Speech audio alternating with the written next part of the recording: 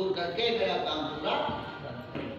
तो जब आप अपने आप हारते हो, अगर आप अपने मनोबल को बना के रखोगे तो आप हारने वाले नहीं हो। मैंने देखा है जिस 18, 19 और 20 और 25 साल की उम्र के बच्चे को, बहन को या भाई को 99 डिग्री का बुखार होता है, वो हाहू मचाता रहता है, और उससे 20 साल बड़ी उसकी जो माँ है, उसे 1 से 2 बुखार है, उसमें भी काम करती रहती है। ऐसा क्यों है? ऐसा इसलिए है उस बालक ने, उसको उम्र में ठीक है, जवान है, लेकिन उसने स्वीकृति दे दी है कि मुझे बुखार हो गया है, मुझे बुखार हो गया। माँ ने बुखार होने पर भी बुखार को स्वीकृति नहीं दी है, इसलिए उसका मनोबल बना रहता है। तो हर परिस्थिति में शास्त्र कहता है अपने मनोबल को टूटने मत दो और विश्वास रखो, मेरा परमेश्वर मेरे साथ है और मैं इस काम को पूरा कर लूंगा। बोले भागवत भगवान की जय।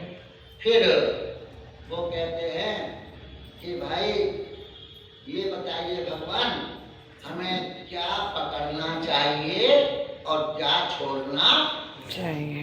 ये बात है मेरी, हम क्या पकड़ें और क्या छोड़ें। तो उन्होंने कहा देखो, तुम्हारे प्रश्नों का सबका उत्तर एक ही है कि तुम परमात्मा को पकड़ो। क्यों?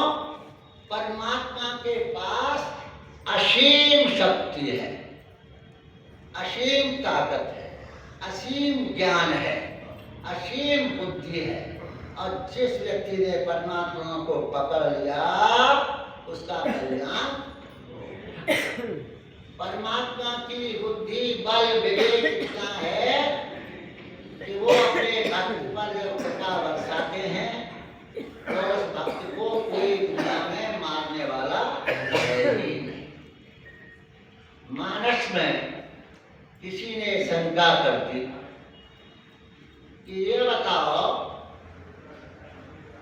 कि ये जो बाली है, बाली के बारे में जब ये लिखा हुआ है कि बाली का जिससे युद्ध होता था, सामने वाले का आधा बल बाली में आ जाता था। बिल्कुल ठीक बात। तो जब आधा बल बाली में आ जाता था तो राम जी के साथ उनका युद्ध हुआ, तो फिर राम जी कैसे जीत गए? आधा बल तो राम जी का चला गया उसमें और पूरा बल उसका, तो बल तो राम जी से ज्यादा हो गया। तो तुलसी कहते हैं गरे बावले, आधा उसका किया जाता है जिसकी कोई सीमा होती है। राम जी के बल की कोई सीमा ही नहीं है। तो जब सीमा नहीं है तो परमात्मा के ज्ञान की, उनके बल की, उनकी शक्ति की कोई सीमा ही नहीं है। तात राम नहीं नर भूपाला, भुवनेश्वर पालहु कर पाला, राम अनामय अदु भगवंता, व्यापक अजित अनादि अनंता। तो जो आदि अनंत हैं, व्यापक हैं, सर्वेश्वर हैं, जगदीश्वर हैं, उनके बल की कोई सीमा नहीं है।